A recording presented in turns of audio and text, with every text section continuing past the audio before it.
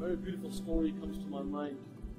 And every time I go to Medina Munawwara and I see this place, tears begin to well in my eyes when I remember what happened that day when Rasulullah sallallahu alayhi wa sallam was with Moe'ad Ibn Djabal.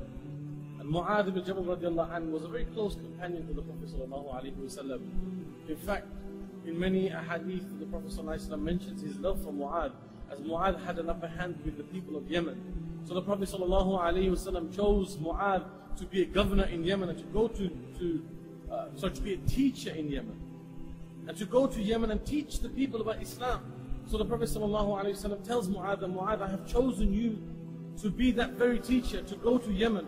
And the Prophet ﷺ, on the day that Moe'ad is leaving Medina Munawwara, walks with Moe'ad. He walks with Moe'ad from the vicinity of Medina Munawwara with the animal that Moe'ad will ride.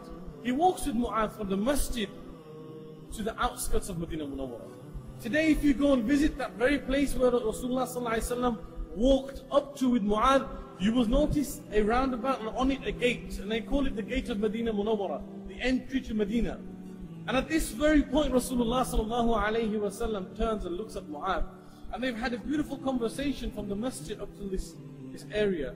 And believe me, this was quality time. This was time that Moe'ad had spent with Rasulullah ﷺ on a personal level. And you will know this, that every sahabi, every companion felt he was the closest to Rasulullah sallallahu alayhi wasallam. Say sallallahu alayhi wasallam. Every companion used to feel that Rasulullah sallallahu alayhi wasallam was the pinnacle in his life. Every companion felt that they could turn to Rasulullah sallallahu alayhi wasallam for anything and everything. You imagine Moe'ad walking with Rasulullah sallallahu alayhi wasallam in his wonderful relationship with Rasulullah. He walks to the outskirts of Medina and Rasulullah sallallahu alayhi wasallam turns and he says, Ya Moe'ad, he says, Asa alla talqani ba'da ami hadha. He says, Ya Moe'ad, we will not meet again after this year, Moe'ad.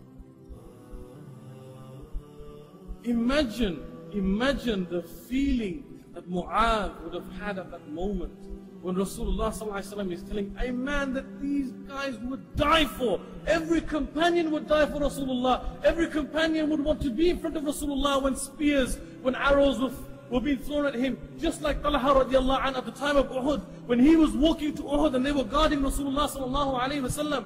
He was singing a poem. He was saying, Al-wajhu li wajhika al-wiqa'u. That, Ya Rasulullah, today my face for your face is a shield. And every time an arrow or a spear was thrown at Rasulullah, Talha would jump. He would catch it in his body. He became a human shield for Rasulullah sallallahu alayhi wa sallam.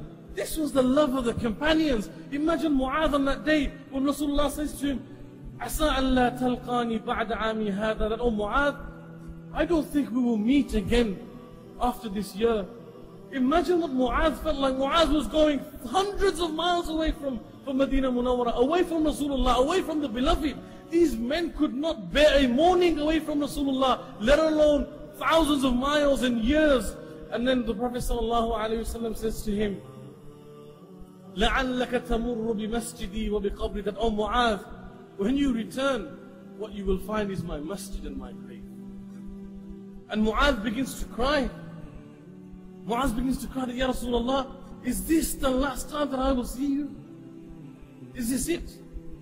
And the Prophet ﷺ begins to cry, knowing that Rasulullah ﷺ will never see Moe'ad again. And when Moe'ad gets onto his ride and begins to ride, he cries his journey to Yemen, knowing that the eyes that Allah had bestowed to him had seen Rasulullah for the very last time. When Moe'ad returned, he came and he saw the masjid of Rasulullah. He saw the grave of Rasulullah. He no longer saw Rasulullah. This was a man who was hurt, a man who was in pain. These were all subtle indications towards the fact that Rasulullah ﷺ would no longer be amongst the Muslims.